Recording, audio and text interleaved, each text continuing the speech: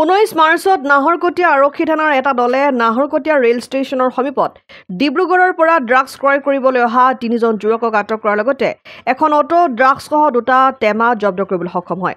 নাহৰকটীয়া আৰক্ষী থানাৰ ভাৰপ্ৰাপ্ত আৰক্ষী বিষয়া ৰাণা কুমাৰ নাথৰ নেতৃত্বত নাহৰকটীয়া টাই-আহোম যুৱ পৰিষদ মহকুমা সমিতিৰ সহযোগত এই অভিযান চলিছিল।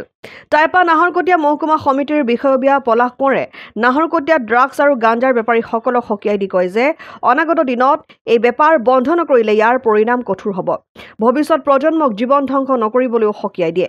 নাহৰকটীয়া ৰাইজকো ড্ৰাগছ আৰু গাঞ্জাৰ বিৰুদ্ধে সজাগ আৰু সচেতন হ'বলৈ আহ্বান জনায়।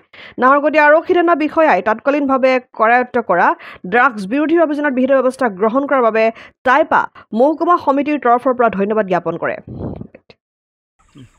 আৰু যোৱা আজি 2 মাহ 3 মাহ ধৰি যি গাঞ্জাৰ উদ্ধাৰত ড্ৰাগছ উদ্ধাৰত যি বালুঘাটক ড্ৰাগছ উদ্ধাৰত আজি যি ডিব্ৰুগড়ৰ পৰা অহা 3জন যুৱকক আজি হাতলতে ধৰা পেলাই আমাৰ যি আৰক্ষী প্ৰশাসনৰ নাহৰকটীয়াৰ ভাৰপ্ৰাপ্ত আৰক্ষী বিষয়া ৰাণা কুমাৰ নাথৰ নেতৃত্বত যিসকল আৰক্ষী আজি তেখেতলোকক কৰায়ত্ব কৰে তেখেতলোক আমাৰ টাই-আহোম যুৱ পৰিষদ নাহৰকটীয়া মহকুমা সমিতিৰ তৰফৰ পৰা ধন্যবাদ জনাইছোঁ। অনাগত দিনতো আমাৰ সদায় সহযোগিতা আমি আগবঢ়াম বুলি জনালোঁ। আপোনালোকে যেহেতু কৈছে যে ব্যৱসায় কৰা যিসকল ব্যৱসায় কৰিব তেওঁলোকৰ ওপৰত আপোনালোকে বিভিন্ন কাৰ্যসূচী ল'ব, আপোনালোকে কিবা কাৰ্যসূচী ল'ব নেকি?